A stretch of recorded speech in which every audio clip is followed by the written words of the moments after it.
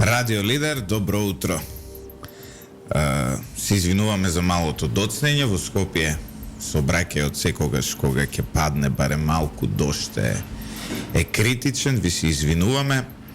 Ово утро имаме една специфична и добра тема со еден специфичен и гостин кој има, односно гостинка која има навистина големи познавања во секторот образование, но и во секторот здравство. Доколку не следите во живо на Facebook, добро утро за вас и не гледате. Доколку не слушате на 107,4 FM, добро утро и за вас во метежот во Скопје доколку сте во кола. А за сите оние кои не следите на YouTube, отпосле, ве замолувам, стиснете лайк и subscribe на нашиот канал. Ивица, добро утро. Добро утро, јас сум виновен за доцнењето, ја доцнам од Карпаш.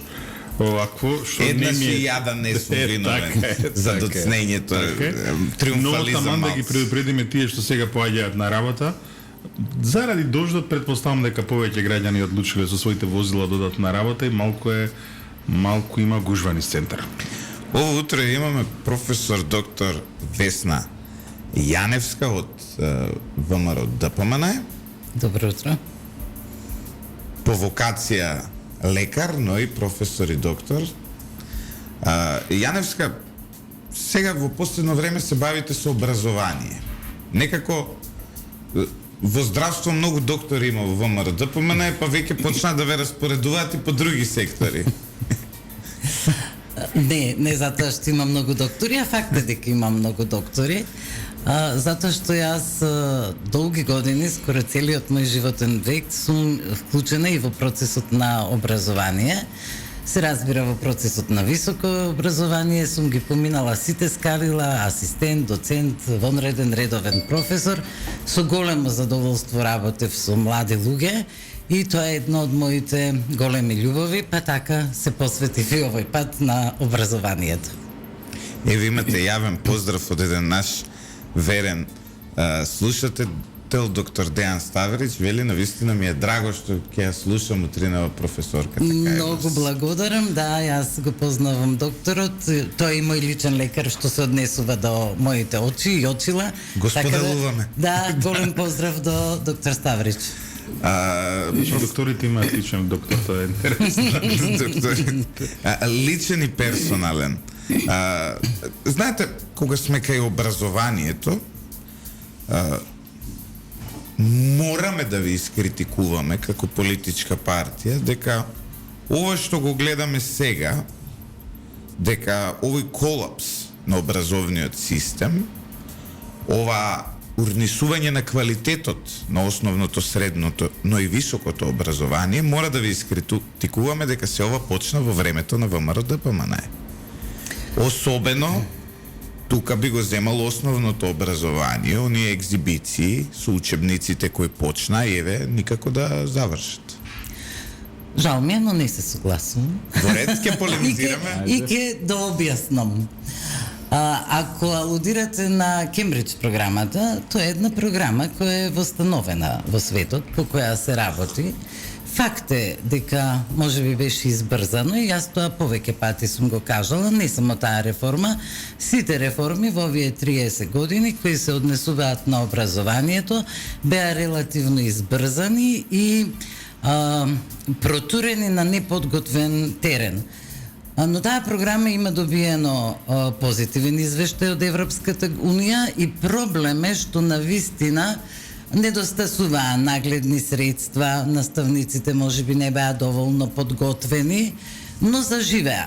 Остана еден голем процеп на поврзување на основното со средното образование и тоа е навистина сериозен проблем, затоа што и во моментот во одредени одделенија се уште се спроведува Кембридж програмата.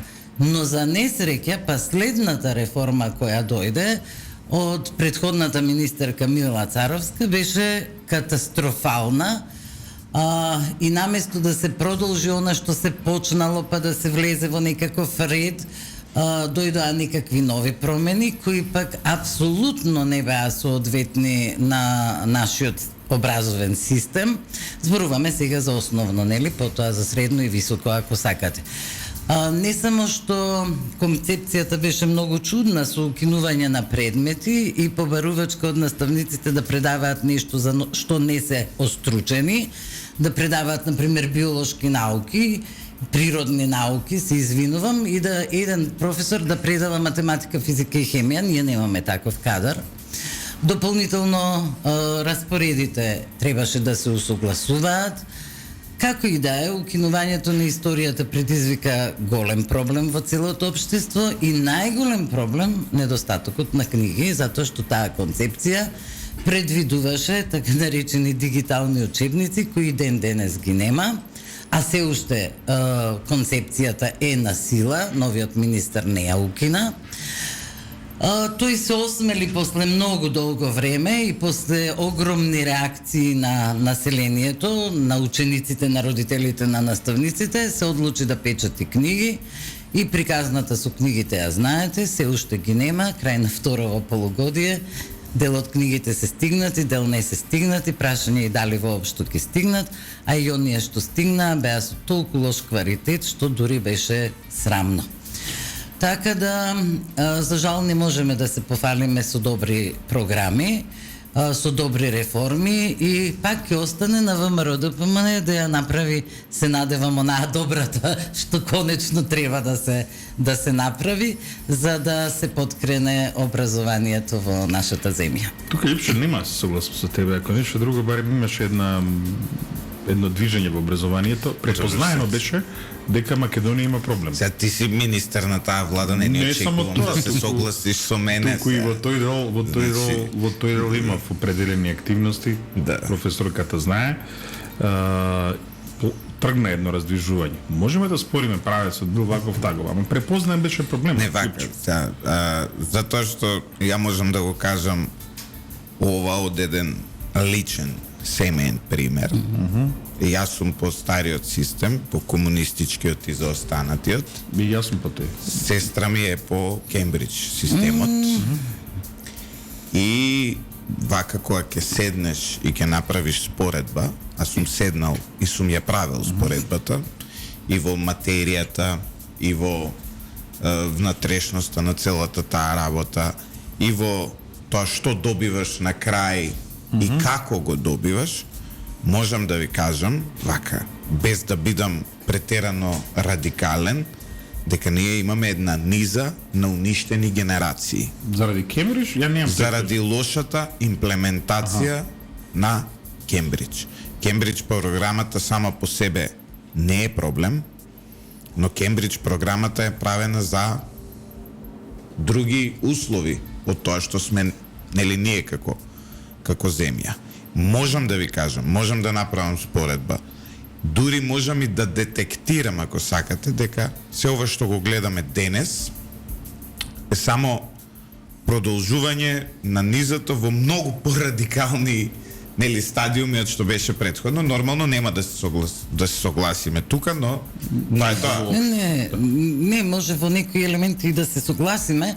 Прво, оној стариот заостанат систем за времето не беше стари заостанат, сега е, може би, стари заостанат, а тогаш беше соодветен на времето и... Во стариот изоставен систем ние Монт Еверест знаевме колку е висок. Точно така. Од прилика знаевме колку континенти има на планетава. Така е. Бил соодветен за времето. Сега во Кембридж се знаеш. Меѓу време сега е сменето тоа, нели? По новиот систем, така што... Па фити стана метри, тоа го видовме. Да, тоа е проблемот, што всушност многу несериозно го сватија луѓето, си ја сватија задачата која треба да ја сработат, а тој е одраз на целокупната ситуација во општеството.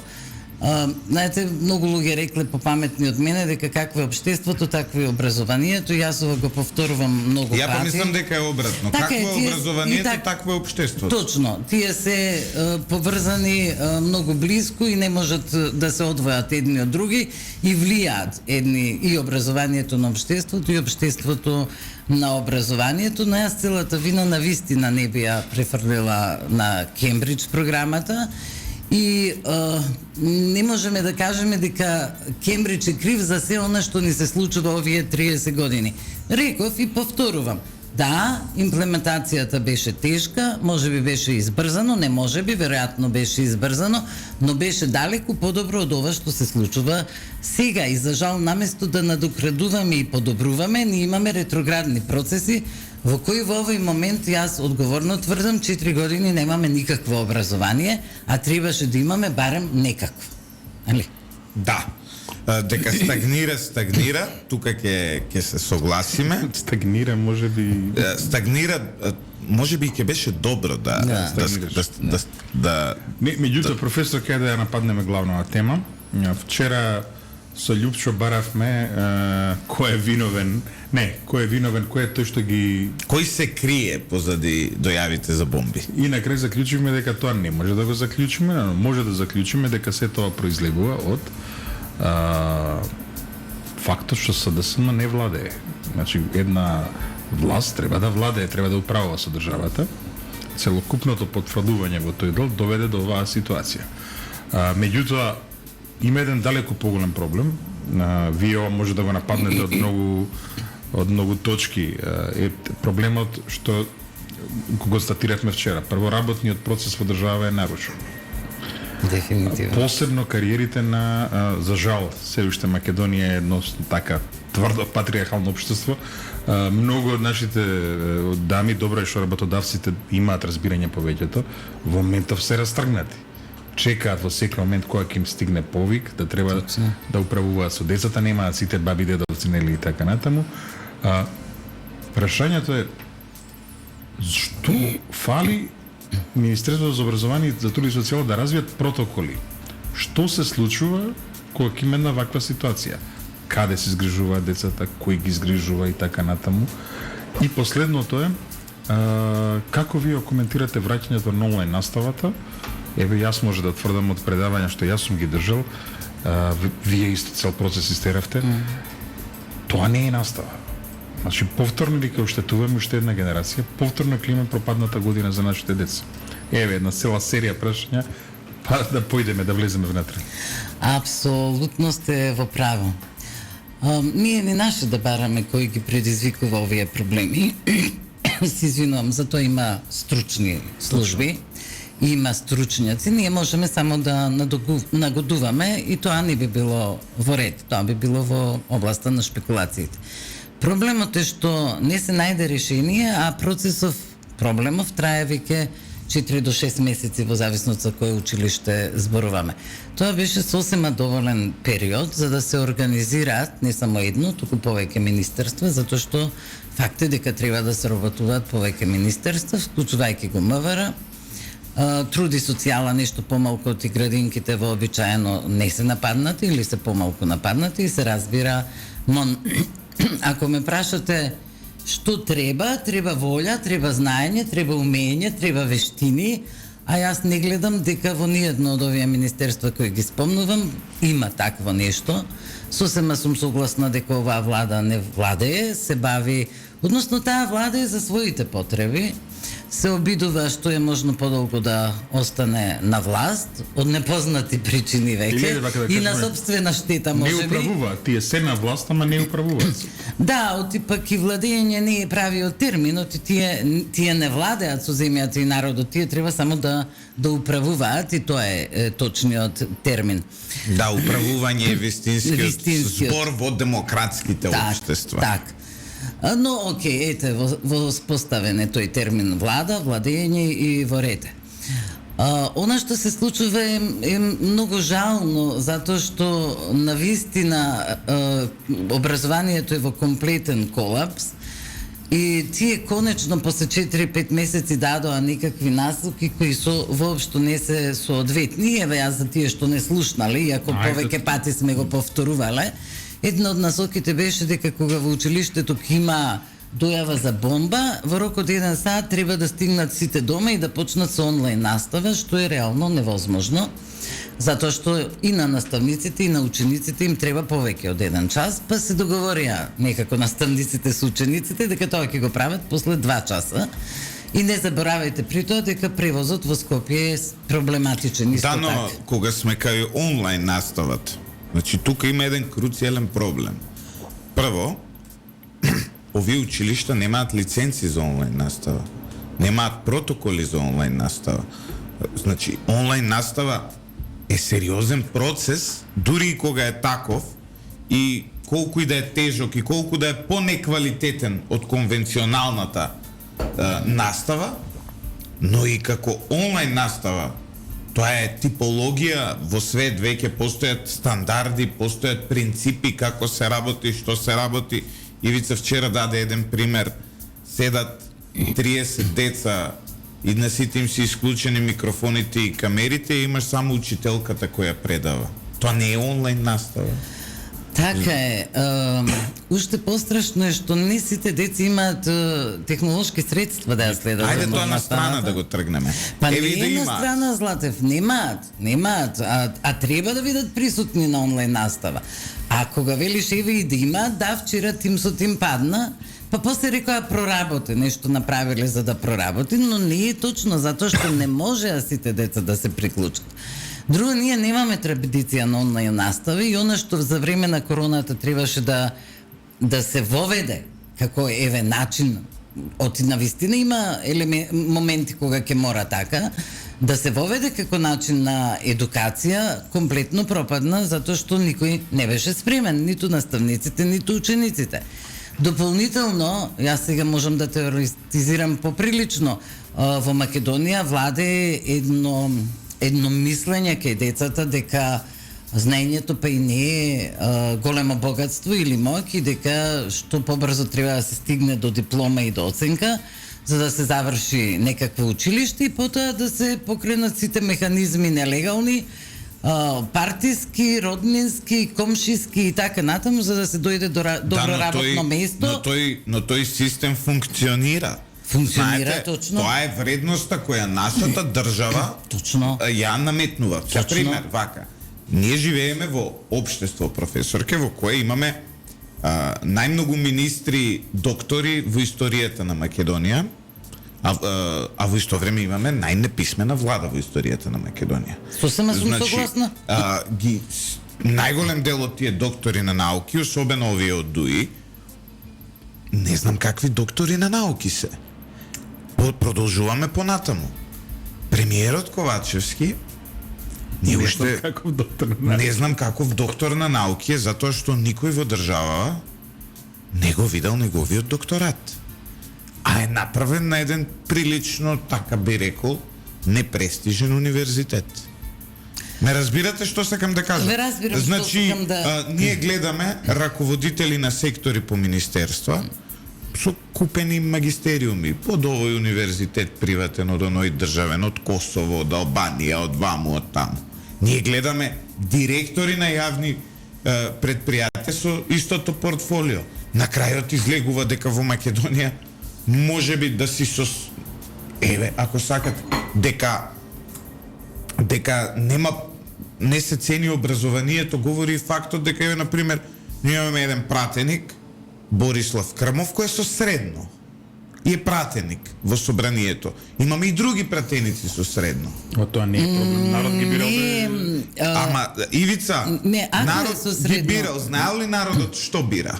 Како не знам? Го извадил ли некој портфолиото? Зошто луѓе учеле во државата? Ја да бидам искрен, многу еден од пописмените е Крмов се, там без разлика. Па сега тоа е твое лично видување, ја на пример, кога го гледам како зборува за економија, гледам дека човекот нема елементарни основни познавања. Јас сум полагал економија кај едни од најдобрите професори во земја, можам да ти кажам дека дечко е труп за таа работа. Знаете, да не одиме Гледам доктор на науки по економија од другија партии кои што се знаеш поголеми трупови. Не, се ти кажувам, човеков врска нема. Да не карактеризираме личности, но генерално она што се зборува меѓу населението и тоа мислење точно го карактеризира, преовладува дека и во високото образование нели има големи фаленки, би рекле, и точно се зборува за некакви купени магистериуми, докторати, позиции и така натаму. Кога државата би се ја вршила работата, тоа не би било така. Вие само го потврдивте и двајцата она што јас претходно го кажав, дека овде владе една потреба и една желба да се стигне до позиција добра плата, моќ во општеството, а не да се стекнат знаење и за самореализација на луѓето. Затоа и се фрустрирани сите овие луѓе за кои што дел од тие кои што ги спомнуваме и затоа ние државата на ова дерече.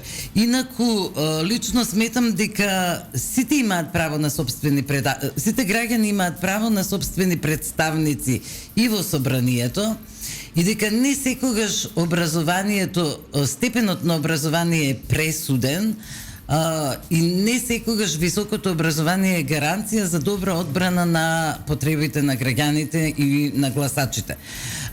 Не ви завикрмав, воопшто генерално сметам дека тоа може да биде така.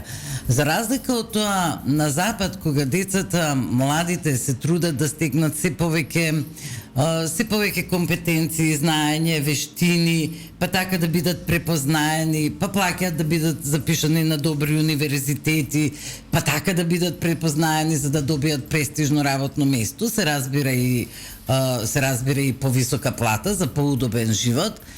Нашето општество образованието го смета за јавно добро. И јас се согласувам со тоа. И затоа е бесплатно кај нас образованието и основното. И тоа треба да се одбрани. И тоа треба да се одбрани точно така, Боцевски. Но затоа е тоа бесплатно, па и високото образование и таму каде што се плаќа е многу ефтино. Затоа што сметале дека образованието ќе донесе напредот. И на крајот, еве јас сега ќе бидам помеѓу вас двајца, иако и го споделувам вашиот став дека е јавно добро, но еве ќе бидам адвокат на ѓаволот. И на крајот, што следува од целава оваа работа? Ефтино, високо, бесплатно, средно и основно. На крај резултатот е крајно неквалитетно образование. Така е. Значи, еве сега, Ивица се согласува дека е јавно добро образованието, но исто така ќе се согласи дека сите кои имаат можност во Скопје, било каква финансиска можност, преби да ги запишат своите деца во приватните средни училишта. Сите и тука, знаеш. Оние кои имаат можност, почнувајќи од тебе. Види, кај мене беше друго, кај мене беше неопходност, тоа беше друго, затоа што по 4 години образование вон земја, нивото на високо писменост на моето дете беше пониско од таа што е потребна и таа што одговара на нејзиниот профил како добар ученик да следи наставата во системот. Но, знаеш, ние си сосема во право. Во неколкуте, тука ни беше пратеничката Бети Стаменковска беше.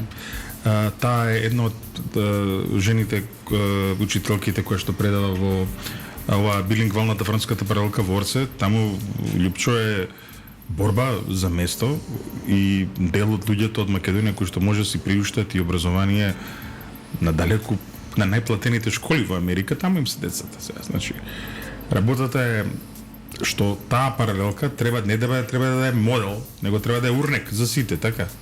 Треба да е стандард. Во моментов тоа е како некој врв, така.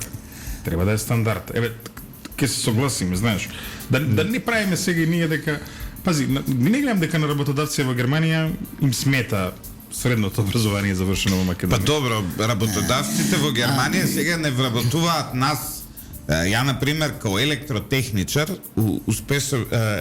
успособен во образовниот процес по старата комунистичка програма, јас сега да отидам во Германија и да работам како електротехничар, ќе немам никаков проблем. Тоа ти кажам. Но електротехничар од новиве генерации, од моето училиште, колку ќе може во Германија да се снајде во целата таа процедура е прашање кое ќе го видиме за неколку години. Ајде да бидеме праведни. Ајде. Значи секогаш во секој општество и оние најлошите, да не карактеризирам, постои група на население, на млади луѓе кои сакаат да учат, кои сакаат да работат и ништо не им пречи. Тие ќе направат се и ќе сторат се за да ја достигнат својата цел. До системот не го правиме за нив, така? Не, системот не е за нив точно. Така? Така е. Апсолутно така е. Го правиме за просекот. Системот се прави за просекот. Не можам да се сложам дека нашите деца не имаат комплетна основа, но нашето образование не е модернизирано и не е соодветно на потребите на младите луѓе и не е соодветно на пазарот на трудот. Апсолутно. Се прават обиди, не велам дека не, се правела и предходната оваа власт се обиде нешто со швајцарската амбасада во врска со дуалното образование да направи, тргна тоа. Има уште многу да се сработи и ќе се доработува, иако мислам дека и тука има многу што да се поправи. На Европската унија, на светот му негде прочитав, ако грешам, јас се извинувам, ама мислам дека во моментот им требаат околу 10 милиони луѓе работна рака. Во светот, например, на Англија требаат 10.000 доктори, на Германија кој има огромна абсорптивна моќ, не знам колку многу луѓе и требаат, со секаков степен на образование. Она што таму се случува, прво е свеста на нашите кога ќе отидат во Германија или било каде, дека мора да се прилагодат на системот, дека мора да го почитуваат системот, мора да научат за да можат да работат, а па тој систем им овозможува да научат. Нашиве кога ќе отидат во Германија за отприлика 6 месеци со ова знаење со кое што тргнале од овде веќе се успособени да влезат во работен процес. Во Словенија за 2 месеци. Добро. Значи, да бидам вака... Од прилика беше тоа кажано, нели, во зависност од струката за која што треба да одговорат на работното место. Тоа треба ние да го постигнеме. Системот кој го градиме за овие млади луѓе да се однесуваат во нашата земја и да ги почитуваат овие правила, исто како што тоа го прават во Швајцарија, Германија, Англија, Америка или било каде. Но за тоа треба да има и атмосфера во општеството.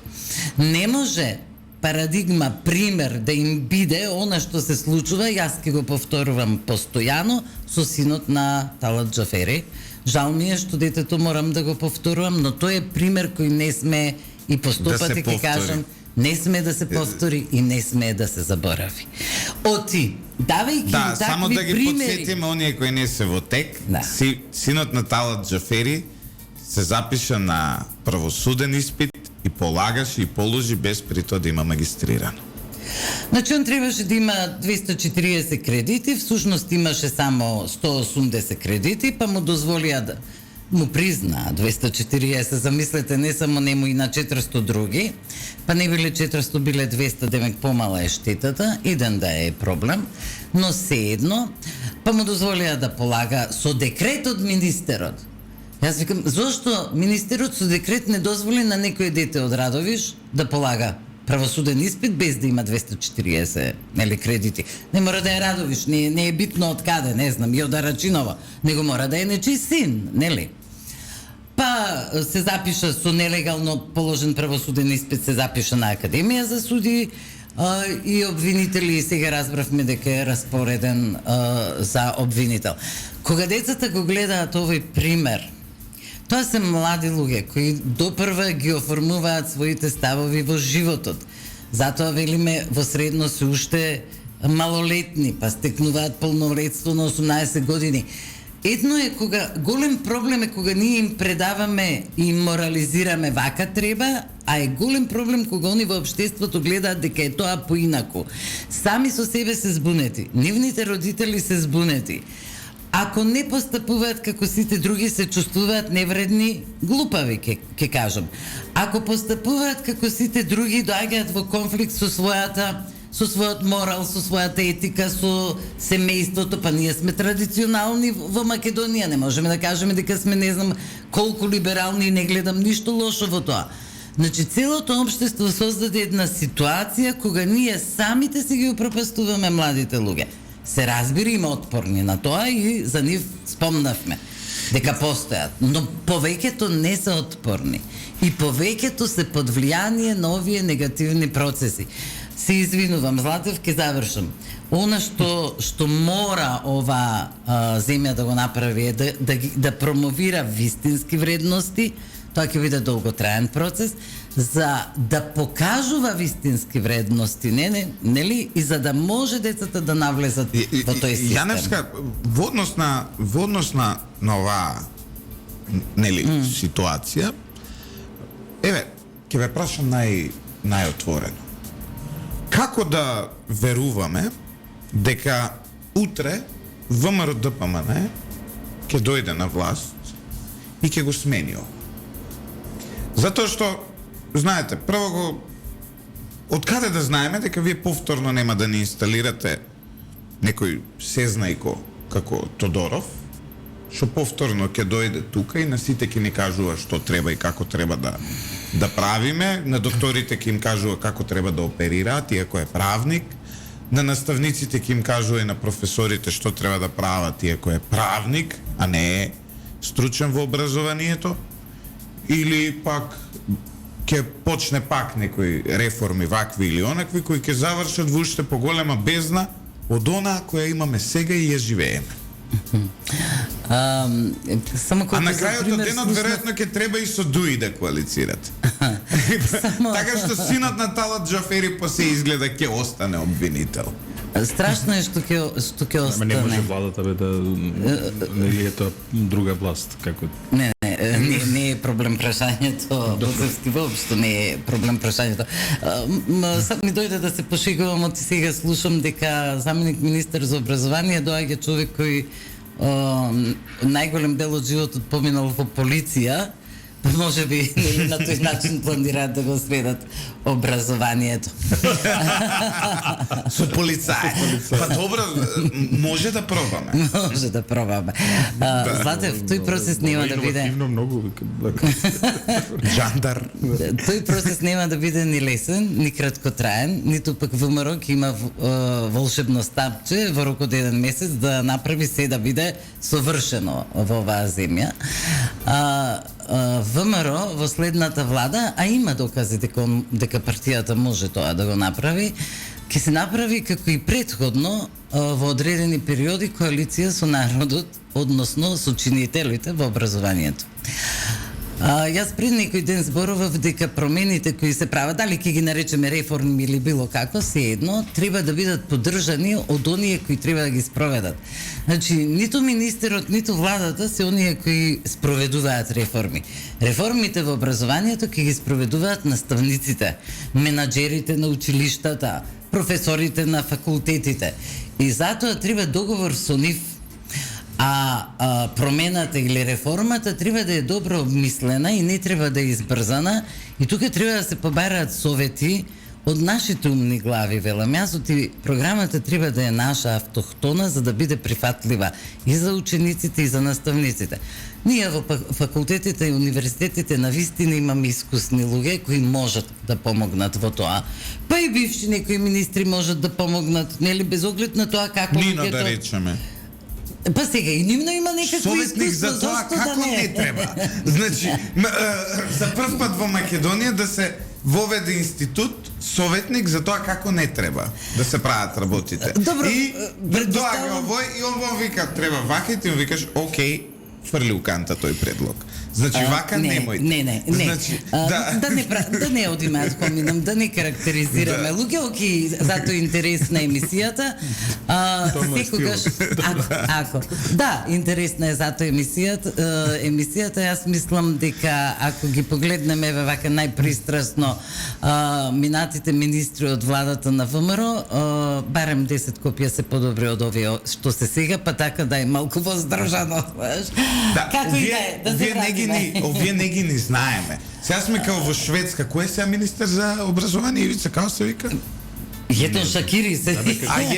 Да бе, тој со докторатот беше. Не, види, пак ти кажам, во Шведска народ кој што е нормален, знае кој е министер за образование. Нашиве не знаат. Добре. Некој што дошол завчера, што не збори шведски, што не знае кај се наоѓа, не знае. Во однос на Јетон Шакири, исто и он имаше некоја мака со докторатот, нешто од Албанија. Да, имаше некои технички грешки во CV-то, така е.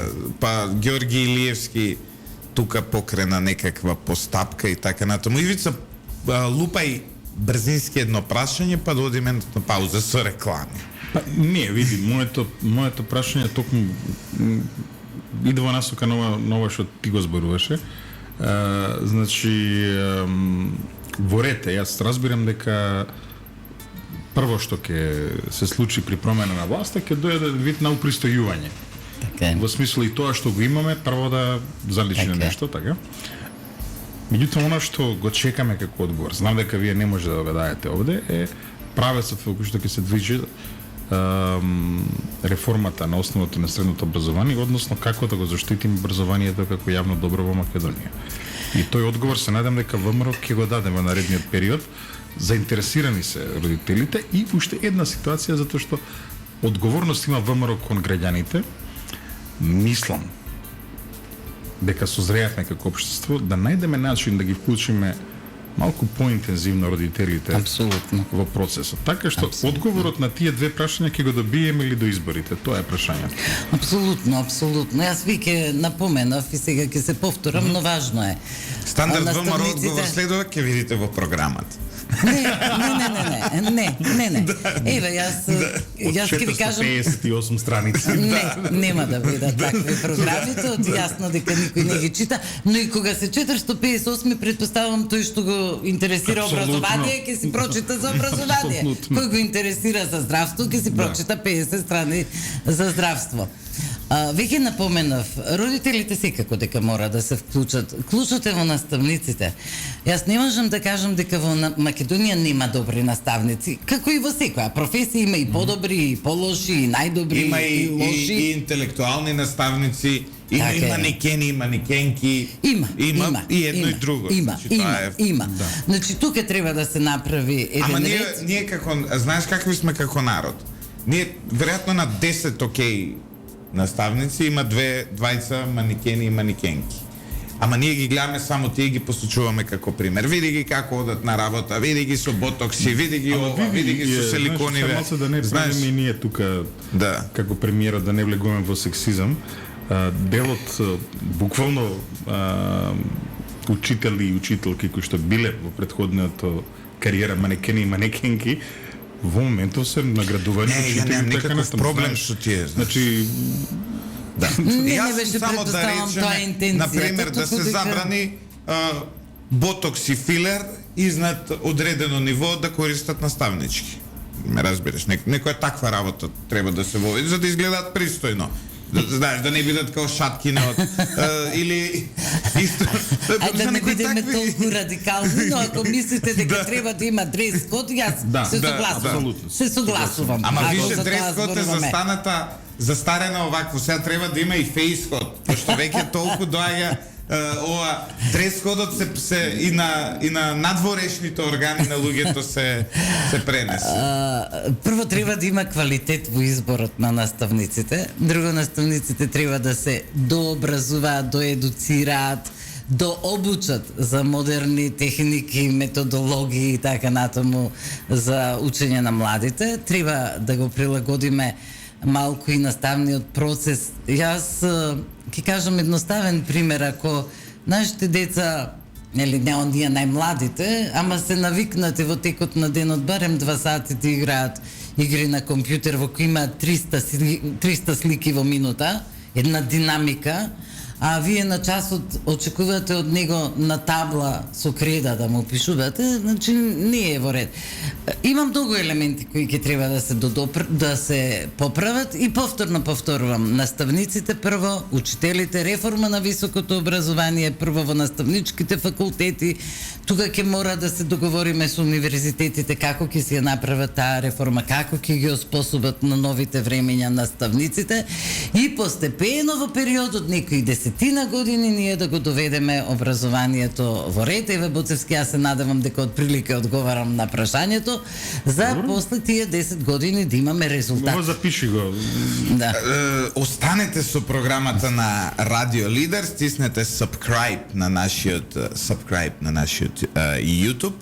Еве гледам има една забелешка, вика Љупчо, ти за твои години премногу baby face изгледаш, сигурно вели и ти користиш ова ботокси и филери. Можам да ви кажам дека генетика е во прашање и немам нешто помногу ни години. Така што не е до таа работа, иако обично да. Фройд работи, па луѓето критикуваат најмногу тоа што се, но во мојот случај не е тоа. Така, одиме со краток блок пауза за реклами, по која се враќаме да дознаеме дали постои заговор врз македонците со тоа што им се уништува образованието. Се враќаме назад во студиото на Радио Лидер со еспресо со Златев и боцевски, ова утро расонувачко беше еспресото и морам да кажам дека секогаш сум порасонет кога станувам во 5 на Сабајле. Иначе ако станам покасно, малку по-проблематични ми се интервјута. Весна Јаневска гостин во Радио Лидер, продолжуваме со нашето интервју.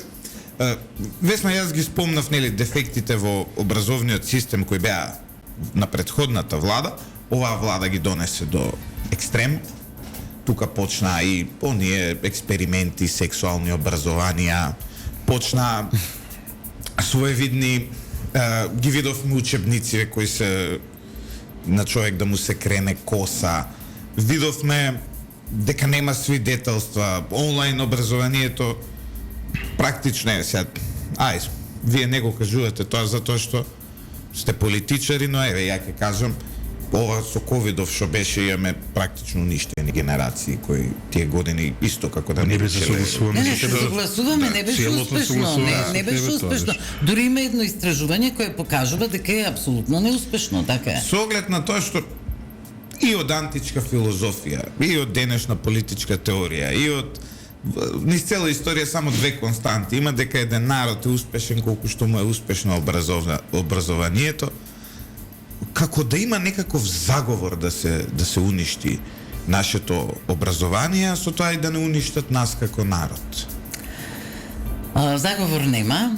Заговор, јас барам така мислам. Вие ако имате друга теорија да ме побиете ме.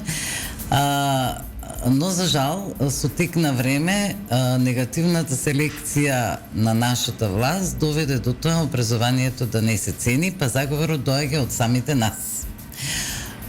Доколку луѓето кои лесно стигнале до дипломи, кои не се еквивалент на нивното знаење и образование, тие не го ни ценат тоа. Гледате дека во денешно време најмногу се почитува материјалното добро и моките. Да се владее, а не да се управува, и да се владее со луѓе, нели, макар и во селото нека е тоа, важно треба да се владее со луѓето. Тоа е она што се почитува, и кога такви луѓе ви креираат образовни политики, вие не можете да очекувате никаков образовен систем, ниту треба да барате кривец во некој друг. Но добро е да знаеме дека вината е во нас за да ја поправиме, а не да бараме вина во други кои де факто воопшто не ни се криви. Да, македонскиот народ е познат по тоа барање вина во други, постојано други ни се криви. Така, тој еден скрипт на губитник, но јас не се согласувам и не сакам тоа така да биде. Има нели одреден квантум на луѓе кои можат да го износат теретот за да не бидеме губитници, туку да станеме победници. А кога ќе станеме победници, ќе си направиме, ние сме демек, нели сме, ќе си направиме анализа на грешките и ќе почнеме полека да ги поправаме и ќе ги поправиме и ќе дојдеме до она што навистина го сакаме. Така да јас не сум теоретичар на заговори, треба да си се погледнеме во огледало, треба да си ја видиме вистинската слика и да тргнеме да си ја поправаме. Ивица, ти си ми малце по-циничен по однос на овие ставови со големите заговори против македонскиот народ, особено кога зборуваме за геополитика, промена на име, Бугарија. Тука има елементи. Тука има, не е исто како ке образованието. Имам едно прашање за тебе. Веруваш ли ти дека може да станеме ние нација на победници? Како што вели? Да, зашто не? Да. Па сме биле ние нација на победници, зашто види самиот факт дека постои независна Република Македонија победа. Самиот факт дека на 2 август 1944 година со Аслом е конституирана Македонија како држава во Федерацијата на Југословенска, мала победа ли е тоа? Добро, сега многу ми не би рекле. Ајде па видете го референдумското прашање. Не, остави го тоа. Чекај, ќе ти кажам една друга победа. Значи, клучна институција, културна, образовна и така натаму во 19-тиот век беше Македонската православна црква, која што овој народ го сега телевизија ќе отвара лега. Не, остави го тоа. Меѓутоа, види, во втората половина на 20-тиот век изградена една друга клучна институција, Кичмен столб на македонскиот народ, каде што предава професор Катерината универзитетот Кирил и Методи. Мала победа ли е тоа? Универзитет со производство на учебници, со наши македонски научници, професори и така натаму. Мали победи ли се ова, Липчо? Кога сме кај универзитетот... Само да едно, пази се. Ние зачекоруваме во 44-та година со 80% неписмено население, нефункционално, неписмено. Гледа денеска Македонија. Мала победа ли е тоа? 20 доктори на науки у влада. Гледај до кај стигнавме. Не биде циничен. Имате и председателот на МАНУ кој се извинувам Боцевски, кој е прогласен за еден од 10 нели светски научници. Така, имаме топ 1%. Така, имаме многу Катерина Колозова, која е 22 највлијателни интелектуалци во универзумот. Има вебов Science, отворете таму и ќе ги најдете нашите македонски имиња. Овие други листи што се Добро. Осте глупости се. Факт е дека ние не сме нели на шангајската листа високо, но факт е дека имаме, пак ќе речем, една девастација на образованието во последните години, не само не велам во овие 3, но факт е дека имаме добар пул на научници, добар пул на од сите области, нели, не само од природните науки, и тоа треба да се искористи. Еве, еден слушател вели Хрватска го зачува стариот терк на образование од поранешна Југославија, немаат деветолетка, исти предмети на број од стариот модел А земјава е во Европската унија. Така е, така е. Така што никој не ни го наметнува тоа на... Никој не ни го наметнува и мене, ако ме прашате, јас лично исто мислам дека ние треба да си ги задржиме посебните предмети, науките, например географија, историја, физика, хемија. Не треба да ги спојуваме. Тоа што во Нова биле споени или во не знам кое друго пилот училиште и таму враѓа плод, окей, тие се одредиле за таква политика. Но еве мене баш и ме прашувавте што можеби ќе направиме, јас мислам дека треба да си ги зачуваме предметите, слично како што беше како што е во системот во Хрватска, да речеме. И да, нас никој не ни наметнува. Напротив, луѓето велат, одберете, направете и дајте резултати. Исто болонскиот систем на македонски начин е исто своевиден хаос. Па и Болоња дозволува национални слободи, со тоа што ние сме така високи уметници од се нешто да направиме поинаку отколку што треба. Добро, болонскиот систем критики има на светско ниво, не само овде. И гледаме дека системите кои не го прифатија и подобри резултати во образованието остваруваат. Значи, болонскиот систем го измисли Европа во еден момент кога имаше потреба од огромен број на работни раце со одредена стручност. И одличен беше. И сега има таа потреба од работна рака и сега Болоња соодветно и одговара на Европа. Дали нас не одговара? Не можам да речам дека не. Но никој пак не забранува дека ако некој смета дека системот на Болоња не му одговара, дека можеби и не може да се откаже. Јас лично мислам дека ако добро го спроведуваме, можеби и ќе даде далеку подобри резултати од она што во моментов го имаме.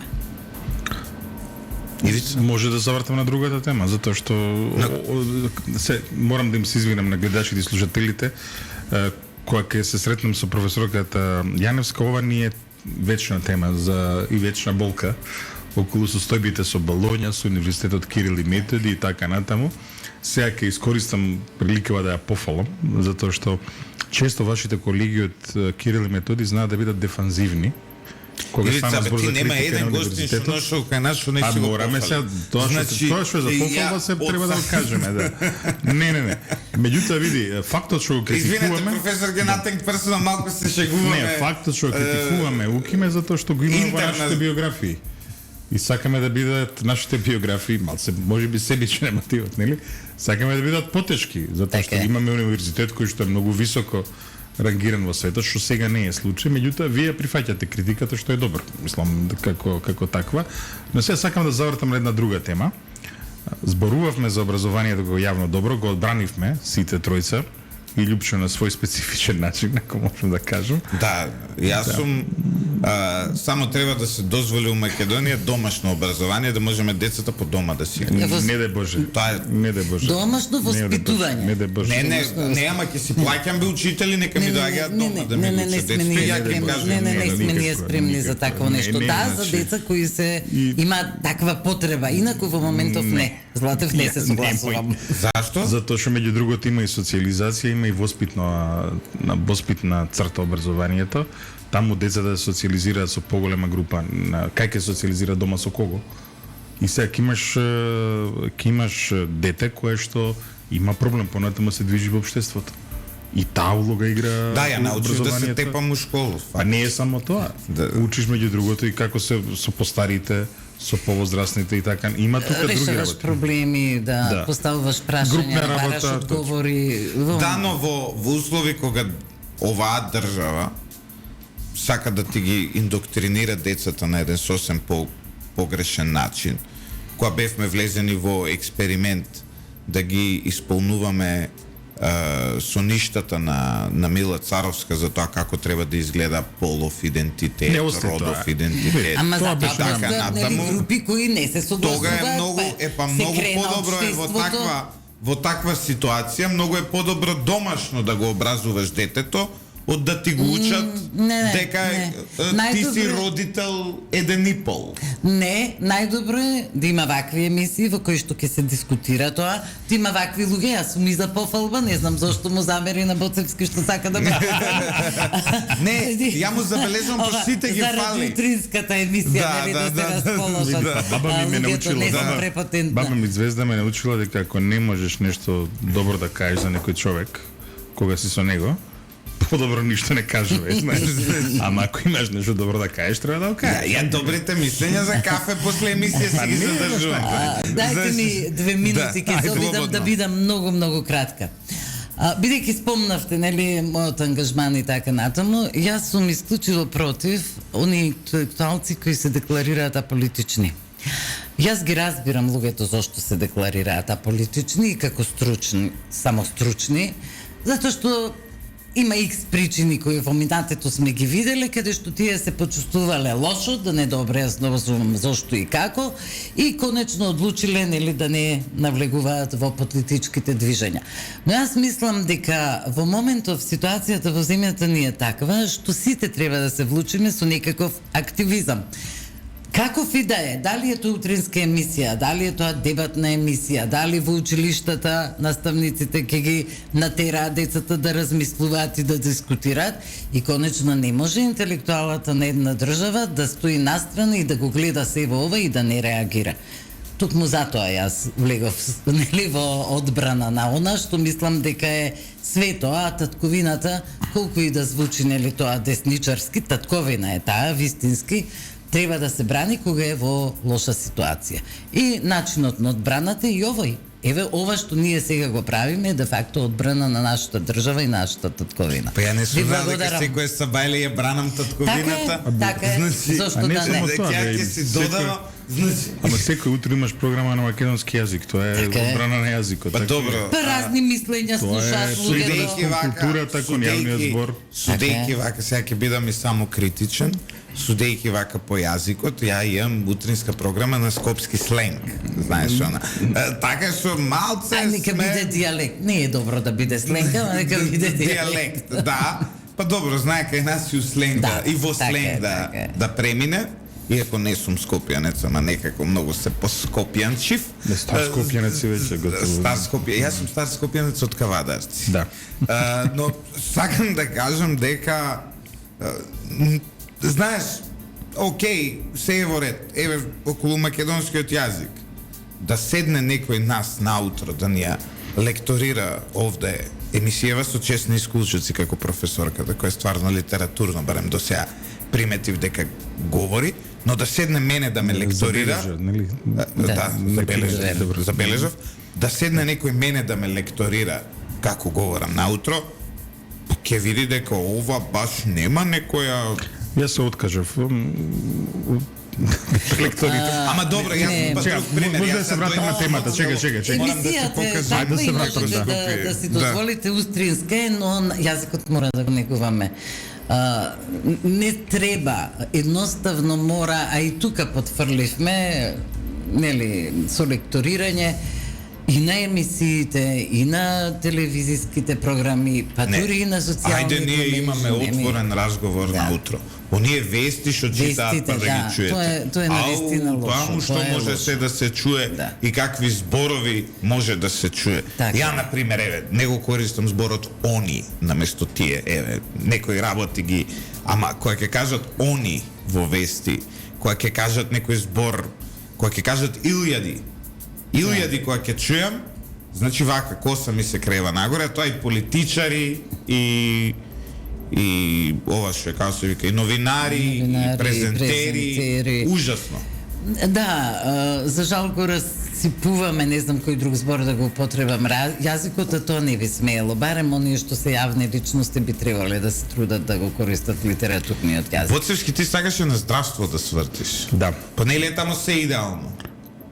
Не, значи ја друго зборувам, значи И да, мам друго да.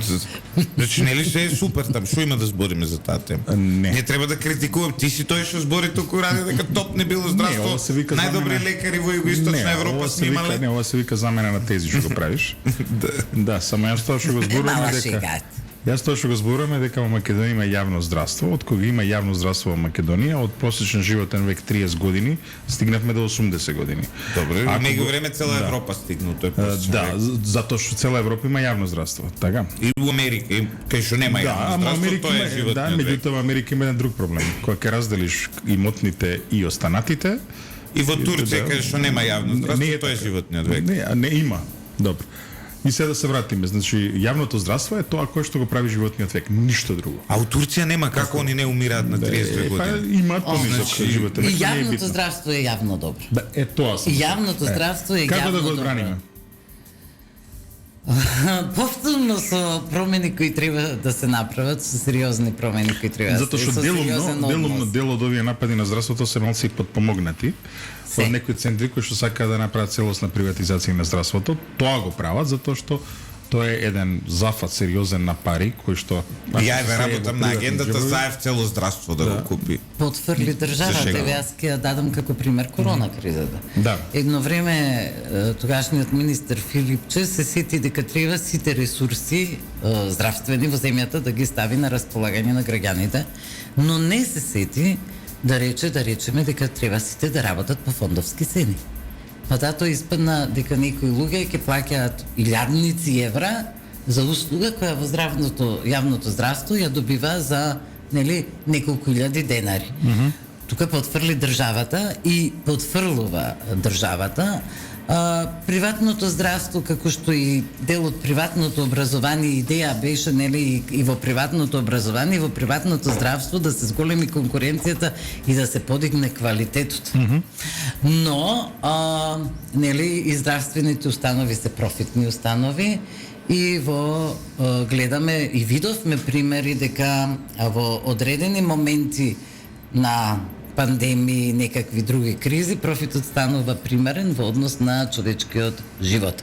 Што никако не смееме да си го дозволиме, особено затоа што имаме социјален систем на здравство, јас го поддржувам и сметам дека таков и треба да остане.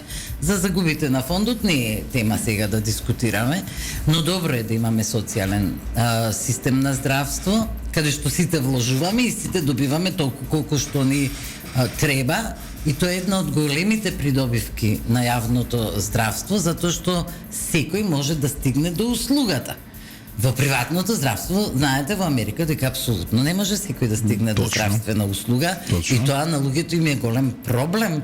И тие животот го посветуваат за да може да се дозволат. Сиротиви американци. Да. Дај да им дадеме ние сега македонски еид, као ни USA што ни дава пари. Зборуваме за систем, зборуваме за систем. Не, видите, ке нив е проблем, затоа што тие имаат онаа програма Medicare и Medicaid, значи до 18 години имаат јавно здравство, над 65 имаат јавно здравство. Измеѓу треба да работиш, баце.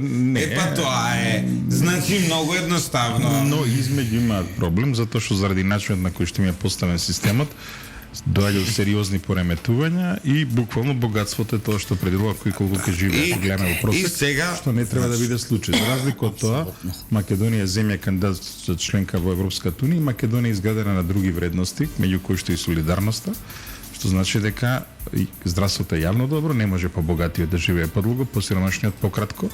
Затоа во европските земји, за разлика од Соединените американски држави, постои јавно здравство. Така е, Франција има таков систем, например, нели? И тоа треба да се одбрани по секоја цена, дури еве и еден од најлибералните, пропазарните премиери во Европа, премиерката Маргарет Тачер, не само што не го допре системот на јавно здравство, туку го напреди. Вака во однос на Соединетите американски држави, нели шо не ги бивало. Просечен животен век. Не ги бивало други системи. Статистика. Соединените американски држави просечен животен век 77,28 години. Добра. Македонија просечен животен век 75 години. Значи имаат 2,28 години повисок животен век, така што Ивица фактографски, извини вака, но ти паѓа во вода тезата дека животниот век е зголемен поради со Википедија не ова Википедија, ова е и вака со знаеш зик, ај сега вака. Значи постојат седни. Ова е фактографија. Седни и вака. Ама фактографија. Зашто е безголемен животниот век? Зашто е зголемен животниот век ако не е заради јавно здравство? Ај објасни ми. Ама и во Америка нема, зошто е зголемен? Нема јавно здравство, зошто е зголем? Поради здравствените технологии. Ама еве сега ти објасни каде има во Америка јавно здравство. Има во Америка. Се знаеш, вака ќе драскаме вака тези од рака. Ама не е драскање на тези од рака, туку е фактографија. И тоа што си нервозен, докажува дека фактите те не ги радат. Животот не зависи само од здравството. Животот не зависи само од здравството. Да не полудам вака. И должината на животот не зависи само од здравството, но ама Ивица рече дека тоа... Не, сега и ако рекол сгрешил. Добро, Ивица, ако си рекол си сгрешил. Зашо? Да. Не, но здравствениот систем е еден од многу значајните фактори за продолжување на животот и мене ми е многу жал што морам да го спомнам, тој не имал настан заради недостаток на еден лек, не изгубивме еден млад човечки живот и при тоа сочувство, при тоа само сакам да потенцирам колку е значаен здравствениот систем. И колку голема улога има во продолжување на животниот век на населението, зборуваме особено за оние кои се соочуваат со здравствен проблем. Во одреден период на животот, тоа е да речеме од околу 20 до 45-50 години, населението помалку користи здравствени услуги отколку претходно и после тоа. Точно, си има статистики за тоа. Така, и баш заради тоа и овој солидарен систем е успешен, од во одреден период одредени луѓе не го користат здравствениот систем. Така е. После тоа кога стигнуваат подоцнежните болести и навалуваат хроничните болести, години се извинувам, подоцнежни години со хронични болести, почнува трошење на здравствениот систем. Лично сметам дека во ред да има и приватно здравство, но јавното здравство е навистина, Златев, јавно добро и ние треба да го сочуваме. Тоа што малку се инвестира, знаете, кој ќе ми кажат, еве ќе бидам малку вулгарна. Извини, само да ти докажам. Кој ќе ми речат, ама знаете во систина колку е чисто, климата работа, сестрата влегува секои 5 минути, нели? Тоа е точно така е. Хипотетички. Личноста плаќа годишно 5 милиони денари персонален данок. Кој знае колку таму пари за пензиско здравствено осигурување. Добро. Личност Б е не вработа. Добро. На завод. Да. Личност А во здравствениот систем, во секој можен систем, образовен систем има за милион денари поголем придонес од личност Б. Како тоа 20-та да имаат иста услуга? Ама ние сме хумано општество или сме предатори? Така е. Не зборувам ја дека личност Б не смее да има здравствено систем е поставен на солидарни односи. Добро. Ја не велам дека личност Б не смее да има здравствена услуга, но не може да имаме иста ја и он. Мора од болести. Апсолутно ќе биде исто затоа што е наедноставно. Значи диабетот е диабет и кај тој и кај тој. Значи чим така карциномот е карцином и кај тој. Чим така личноста вика, окей, вие викате дека се и едните и другите еднакви, Јас затоа што Рамноправни, сум да. рамноправни, добро, Така. рамноправни сме, иако ја придонесувам милион пати поише од овој. Добро. Тогаш ја ќе се фокусирам на целосен предаторизам кој во Македонија се нарекува корупција, за да можам да се лечам по Германија, по Турција, по најскапите клиники у свет. А Не, само да ти- прашам како придонесо како придонесо повеќе? Здравствениот придонес е фиксен. Разликата може да биде 1:2 максимално, не може да е поголем. Како да е фиксен? Па има точно до каде колку се дава. 8% од плата е. Да. Па сега ако имам 200.000 денари плата... Нема, има лимит до колку се плаќа. Не, има лимит. Нема Има, лимит. Има како, нема. Има. Нека Исто е како и за така. пензија. Не е во тоа суштината. Нека е и така. Факт е дека одредени луѓе во општеството придонесуваат повеќе. Еве ќе видам многу грубо и ќе речам, има луѓе кои имаат попречености. И тие не можат да придонесат во општеството како некој друг. Но затоа велиме дека ние сме хумано општество, затоа велиме дека сме човечка раса, нели? За да можеме да си помагаме едни на други и за да можеме да создаваме вредности на добро, а не вредности на омраза, завист. Никој не негира дека треба да има. Знаете, апсолутно не, јас не те сватив погрешно. Но сакам да кажам дека многу е хумано да имате вие здравствен систем кој се базира на солидарност. Луѓето кои имаат пари можат да си плаќаат дополнителни фондови. Добра, сега верувате? Можат да си дозволат да отидат таму каде што нешто сакаат. искрено ќе ве Кажи. прашам. Верувате вие дека у Македонија Орце Камчев и еден молер од Скопје, добро, Орце Камчев има природна клиника, еве ќе земе Живко Мукаетов и еден сиромашен човек обичен, за исто време добиваат термин да отидат на клиника?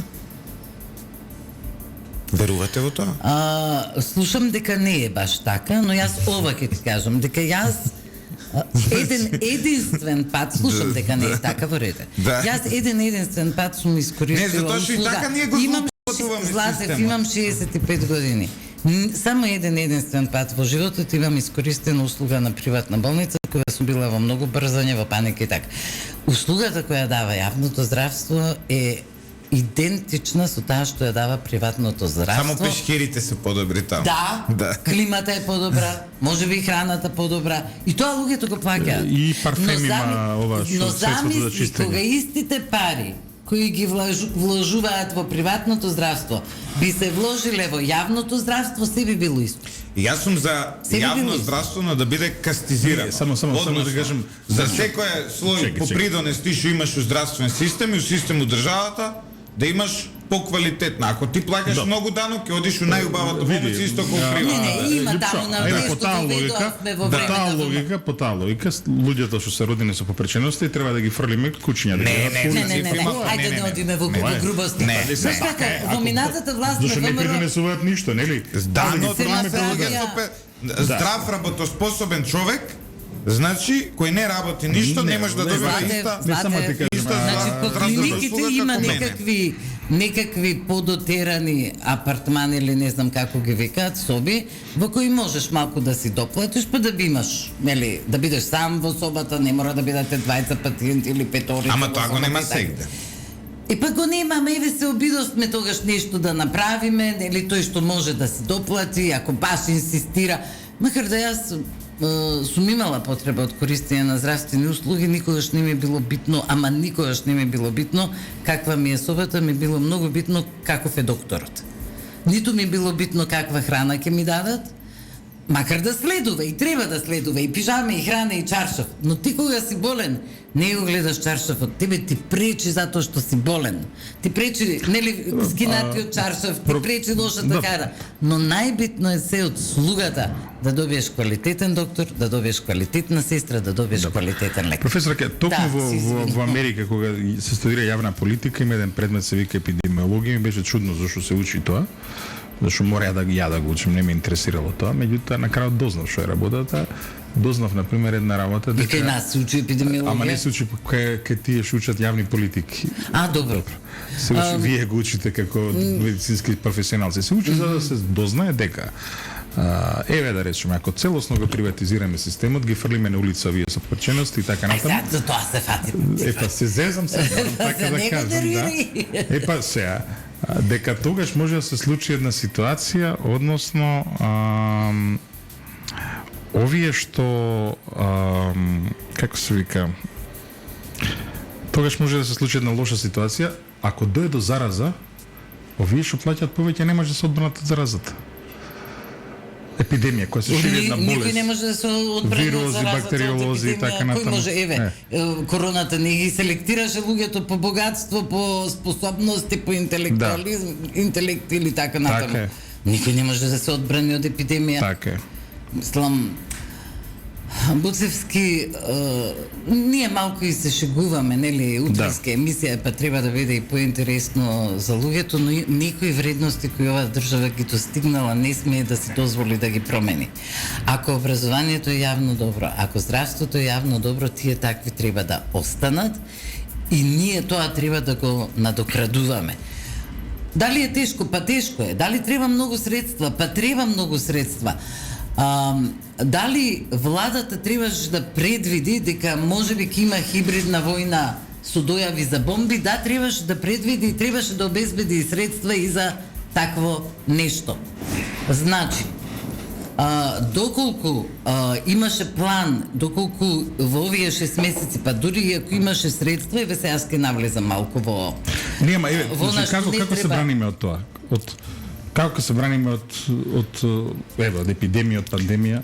Ама и ова е епидемија, ова дојавиве на бомби е исто епидемија во оваа момент. Добро, тоа е социјална само. Социјална, нели?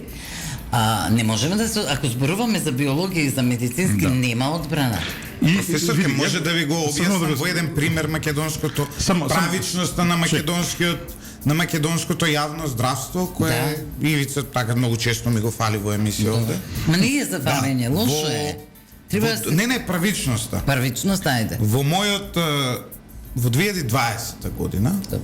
Ова е страшен пример, го знам примерот. Без никому да каже дека ми е татко, без да фатам ниту една врска.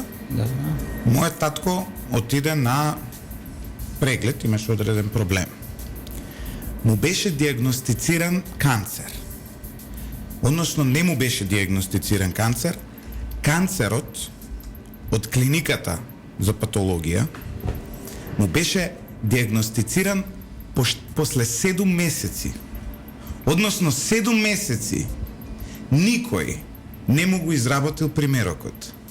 После 7 месеци случајно ми текна да го прашам, абе човек, шо е со биопсијава? И он ми вика, абе сине, ми рекоа, вели, секое утро да се јавувам, вика, ја дали ми е готов на клиника, не на патологија, туку на клиника каде што се оперираше. И ја, вика, звонев, а не е од Скопје, и никој не ми крева, ја звонам 2-3 пати неделно, еднаш ми се јавија, вели, ми рекоа, не е готово, после пак не ми крева, па пак ми крена, ми рекоа и така 6 месеци поминаа. Мене ми се крена коса, отидов на шалтер, викам резултатот за тој човек, ми викаат, па не е готов, и ја викам, нема да се тргнам од овде, се додека не ми го донесете резултатот. И ја викам, стојам овде, ке спијам, ке кампувам све, и викам на женава на шалтер, до директор ме познаш, викам, ме знаеш од телевизија, ме знаеш од медиуми. Женава вика, окей, за 20 минути ми го донесува резултатот на кој пишуваше канцер. Среќа човекот е жив. Ама, знаете, јас се прашувам, колку не се живи, кои се такви обични, скромни работници како татко ми. Колку денес не се живи поради тие 6 месеци? Ове екстрем, да. Недозволиво е, многу ми е жал, нели? Не знам што друго да кажам, сосема си во право, но сепак е екстремен случај. Што се во меѓу случило? време, неговиот син, тој 40 години работи, 40 години плаќа здравствено осигурување. Мајка ми 20 години работи, 20 години плаќа здравствено осигурување. Јас 10 години работам, 10 години плаќам здравствено осигурување, 10 години плаќам енормно висок данок на добивка, 10 години плаќам данок на се и се што. За на крај нашиот здравствен систем без врски да го остави човекот така. Од тој момент па натаму завршувам работа секогаш за 5 минути. Знаете зошто? затоа што престанав да верувам во системот. И викам, овде нема правичност, овде мора да се фаќаат врски. И за најмала работа фаќам врски. Луѓето, и жал ми е за сите оние кои не гледаат, кои не можат да фатат врски. Стварно ми е жал. Дека не е добро, во здравството не е добро, дека е девастирано, дека и во него се случуваат ретроградни процеси, се случуваат, дека, да, постои корупција, тоа го зборуваат јавно луѓето.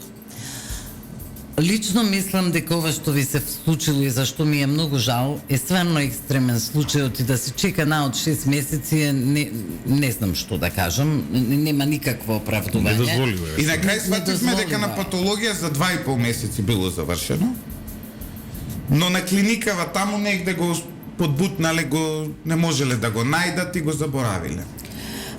Фала ти што ми кажа ти вака чисто болка почувствува вистини физичко, Да. Јас работев на патологија цел мој Да. животен век и се велам како е можно вакво нешто да се случи. Веројатно било и за пократко време од 2,5 месеци, кога е преголема гужва и еден период ние бевме во кнап со работна рака, можеше да се случи, но не се сеќавам просекот, нели во најголемите гужви било 1 месец. Системот, тој систем на закажување, на следење на пациентот затајува и затоа беше воведен нели и мој термин за да се поолесни. Да. И сега тоа беше една од големите придобивки, иако тебе министерот не ти е омилен, но тоа беше голема придобивка. Мој термин беше голема придобивка. Да, ја чекам година и пол за магнетна на мој термин и кога отидов расипана беше. Прекрасна политика. Да, не можам Немам зборови сега, што да ти кажам. Еве шахмат. Да, прекрасна политика. Прекрасна политика. Ако чекаш година и пол не треба ни да одиш, ништо не ти е. Ако чекаш година и пол, ја морам редовно да одам. Чека, годинава малце, чека сега, мораме па се Не, ја у меѓу време се откажав, почнав приватно да Не бе седам на тоа, магнетна. него само ти кажам. Па морам еднаш годишно нешто да се правам. случи во јанари нешто забрза. Да? Да. Предпоставам дека критиките ги слушаат. Не знам, Да. не можам друга Паднат беше едно време, целиот тој систем, мој термин не функционираше, Да, не знам што се случува значи, со интернетиве и... Проблемот е што тој систем треба да се надоградува. Еве Србија Така е. награди ниже со тој истиот систем што се го Да, е. За перфекцијата на македонскиот здравствен систем, дома сме доведени во една чудна социјална ситуација. Супругата која ми е поради бременост 2 месеци на боледување нема денар земе. Не, тоа е страшно. Тоа е Значи, друго. еве, а секој месец плаќа Тоа е пензија, финансискиот здравство. Јас систем. секој Не, месец тоа е плаќам финансискиот Скоро систем, не гледав, здравствениот, се тоа е друго. извинувам. Сега скоро гледав некој Тоа е извештај друго. кој е јавно достапен на некоја од страниците и ако баш сакате ќе ви кажам после кој е и гледам како функционираат клиниките. На една клиника на пример има 7000 пациенти годината поминато. На друга клиника има 9000 пациенти. На некоја има 5, да речеме, не ме фаќате за збор да не ги барам во телефонот. Но тие 7000 луѓе, нека бидат само 7000, тие 7000 луѓе поминале на клиниката. Некој ги сработил. Факт е дека имаме неправилна, неравномерна прераспределеност на кадрите. Факт е дека има сега веќе ќе има недостаток на доктори. Факт е дека ќе има недостаток на медицински персонал. Факт е дека односот можеби кон пациентите или релацијата доктор-пациент треба да се постави на друго ниво. Факт е дека мој термин треба да се надоградува нели да се доградува и да профункционира на се подобар и подобар начин. Но ние еден момент не реков дека нашето здравство е добро, напротив, се ова што се случуваше овие години покажа дека е многу лошо, тргнувајќи од вакцините за корона кризата, тие смешни цени таму, па обидите за приватизација на лабораториите, па недостатокот на лековите, па неводењето на грижа за Тоа беше луѓето со приватизација посебни... со тестовите. Да. Колку пари И дадовме за така тестови? натаму, и така натаму. не знам но дали дека знаете, не функционира, Србија не дава ни Живееме динар. во држава во моментов. Србија ни динар не Значи дава. вака, ние живееме во држава во која стерилизацијата е приватизирана. Точно, ете и за тоа. Мислам, катастрофа. И Не тоа го велам дека направи не. и навистина ми е жал што помина незабележително. Како помина незабележително, реагиравме, Златев, многу реагиравме. Тоа се придобивките на Филипчеве, најотворено ги кажам, И нели? да, Придобивките, така е. Па Сега така е. пази, имаат апарати за стерилизација, овие фирма ангажираат да стерилизираат. А некои од клиникиве нови апарати имаат купено. Пред само неколку месеци пред Не тоа. знам што да коментирам. Одреден број на луѓе сработуваат, тешко работат, во тешки услови работат и одреден број на пациенти стигнуваат до услугата. За другите, вака како што кажуваш, факт е, немам Не аргументи. само за тоа, него и ова нешто што да кажува, кажам. прво на пример не е до услуг, прво треба да влезеш.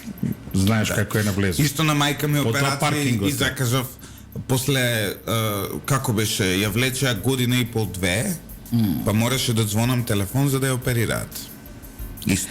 Значи дома, кај мене дома ви ги кажувам примерите. Знаете, има и Значи хитни сакам и да бидам честен, операции сакам да кои не бидам се правичен, сакам да идам да чекам како секој нормален граѓанин. Ви велам не можам. Ама ја ти велам друго се, тоа не е разлог да го приватизираш системот, тоа Ви ти кажам. велам, па не, барем нека ми остават да не плаќам здравствено, ќе си го плаќам тоа у приватен фонд, ќе си идам у приватно. Иако па и таму гледаме огромни злоупотреби. Таква можност сме ја дискутирале со години уназад, веројатно и пред овие 30 години на самостојно за дополнителни некакви осигурувања за приватни фондови. Како и се друго, нели кај нас се бавно оди, па... Сега па тука имаме друг проблем, тоа се приватните клиники во Македонија кои ја имаат заборавено со етиката.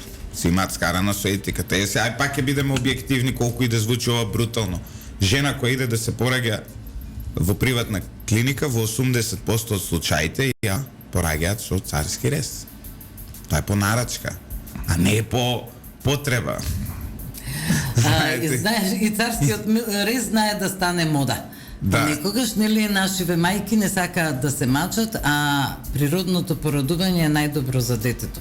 Па кога би знаеле дека природното породување го подготвува детето за животот, така пишува во книгите, јас не го кажувам ова, веројатно не би сакале да толку многу да си го олеснат породувањето, колку што си го олеснуваат, иако во одредени случаи царскиот рез е неопходен. Да, меѓутоа, Апсолутно, знаете, да. не, ова што кажува Лјупчо, на пример, она што го се слуша. Или да не ти е нешто, ќе Да. те натерат за да платиш Да, повеќе. Некои да. испитувања ти прават тотално И непотребни. не само тоа, туку нели како секој приватен бизнис, ризикот е помал кога има царски рез. Така што Да, во одредени тука зборуваме случаи, да. етички сега, сме на многу етички сме на лизгав терен. Значи етички сме на лизгав Не, терен. за одредени нешта Може ризикот само е помал, микрофонот за на одредени нешта ризикот е поголем, нели, па на пример, ајде да не наврегуваме во струка. Да, се зборува дека жените бираат царски рез за помалку да се мачат, но тоа не е природа. А јас сум секогаш за она што е природно, а природата вели дека мајката треба да ги претрпи маките и детето да ги претрпи маките на раѓањето за да се развива во една нормална здрава личност. Така пишува во книгите. Така јас ви пренесувам. Македонец кој живее во Хрватска вели, Македонија има дефинитивно најлошо здравство во Европа. Имав преглед за лекарско уверение во Хрватска пред 3 години. Беше детален, професионален, од А до Ш. Завчера извадив лекарско уверение во Скопје. Се беше на брза рака, нецелосно направен, дури само ставија печат и на непрегледено за крвна група, шеќер и лабораторија. Зошто нашите власти, министри измислуваат топла вода кога веќе во другите земји здравството функционира подобро? Зошто не го пресликаат тоа и го применат кај нас? Здравство, образование, економија. Почитуван слушател, да, во право си. Тоа е затоа што не дека нема корупција во Хрватска, ама веројатно е малку помало од кај нас. Така е, но факт е дека и ние сме се уште далеку посиромашни, а дека за се ова да функционира така како што треба повеќе пари. Зашто сме сиромашни, тоа е друга приказна. Се почесто слушам дека ако помалку се крадело, ќе имало повеќе пари за здравство и образование, веројатно и тоа е точно. Во однос на лекарско уверување, Сега ќе бидам малку циничен, ако не беше во Македонија вака лекарско, ако не издаваа по брза поставка, многу немаше да бидат функционери во земјата. Кај го најдо. Значи, морам да кажам дека и тоа е во служба на системот во државава. Да, едно време за се нешто не бара лекарско уверение, сега гледам се помалку. На Така е. лекарско ни бара за на факултет да се упишеме. Но види, можем да заклучиме. Значи, чекаме од професорката да ни објасни во следната емисија која ќе поканиме како ќе ги одбрани ВМРО ДПМН јавното образование и јавното здравство како јавно добро. Како рековте, ќе видите кога ќе дојдеме на власт. У програмата ќе прочитате. На страница 325 алинеја 2 со акциониот план. Ама не, види. Види, не дека не се согласувам со тебе, него само сакам да ти кажам, против сум приватизацијата, тоа е едно. Второ, тоа што е добро треба да се сочува и по мене фалинките секојаш се врзани со корупција. Гарантирам дека ви овој случај што го објасни. Гарантирам дека требало се намести некој да земе реагенси, вакви, онакви, едно друго, па И кадар. И кадар. Значи, Точно исклучително ова значајно статистикава е дека 2.500 лекари помалку имаме во однос на пред. Точно е. Не мислев само на тој кадар на стручноста на докторите, мислев и на менаџерите. Тоа ми се колеги, но добар менаџер добро менаџира се. Значи, функционирањето нека биде клиника или нека биде институт, зависи и во училиштата, директорот на училиштата. Ние, за жал, во минатото видовме различни ситуации кои се само доказ за ова што јас го кажувам. Изборот на кадрите е многу, многу значаен и треба да биде таков каков што треба. И сега се надоврзувам на актуелната политичка ситуација, не може кадрите да ги бира политиката, односно, нели, затоа постојат партиите, за тие да даваат кадри, но и внатре партиски треба сериозно да се води сметка кој каква позиција добива и нели каде е распореден. Професор, ќе ви благодариме. Се надевам дека бевме интересни за вас и за јавноста. И јас се надевам. Ивица, ти задоволен вака? Јас сум бе презадоволен, посебно види во моментите кога имаме ти различни мислења ми е, знаеш, има една драж емисија. Да, особено кога имаме различни ставови. Ја не сум за тоа дека треба да се приватизира здравството, исто како и вас, но Не си ни за тоа друго тебе. Но не си далеко си ти против сметам тоа. дека јавното здравство треба малку да добие поинаква форма и треба да стане достапно, навистина достапно за сите. А вака, ние имаме во Македонија владеачка каста и народ.